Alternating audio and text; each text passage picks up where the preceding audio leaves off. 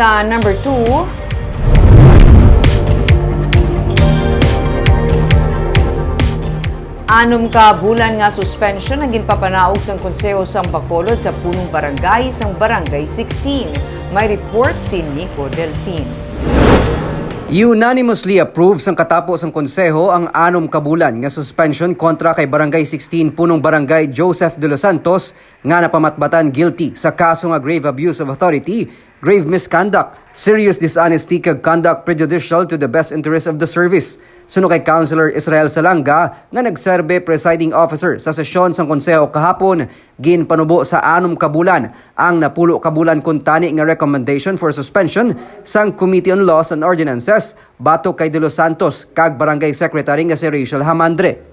Akto ang sumunod panungso sa Bacolod sang suspension sa isa ka elected public official sa barangay. And pasar ni isang resolution ni Councilor Alice Pino being the committee chairman on laws and ordinances. So effective immediately na siya as soon as ma-deliver na ma-receive na ang notice.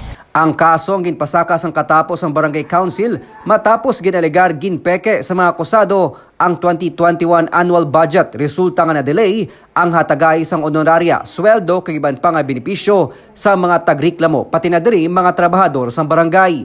Gintinguhaan nga makuhaan sang pahayag si De Los Santos pero hindi siya makontak sa iya cellphone kag wala man siya sa ila puluyan. Humalin pa sang 2020 nga nagreklamong mga barangay staff kag workers upod sa ila mga barangay kagawad bangod kalabanan sa ila binulan nga wala makabaton sang sweldo.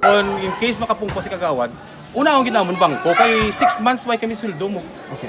6 months why kami nararyom, why project, why programang SK. Kag may mga staff kami nga why naka-receive.